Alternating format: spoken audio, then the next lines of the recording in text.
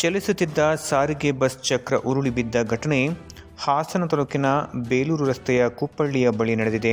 ಚಿಕ್ಕಮಗಳೂರಿಗೆ ತೆರಳುತ್ತಿದ್ದ KA01F0406 ನಂಬರ್ನ ಸಾರಿಗೆ ಬಸ್ನ ಚಕ್ರ ಕಳಚುತ್ತಿದ್ದಂತೆ ನಿಯಂತ್ರಣ ಕಳೆದುಕೊಂಡ ಸಾರಿಗೆ ಬಸ್ ರಸ್ತೆ ಪಕ್ಕ ನಿಲ್ಲಿಸಿದ್ದ ಕಾರು ಮತ್ತು ಬೈಕ್ಗಳಿಗೆ ಡಿಕ್ಕಿಯಾಗಿದೆ.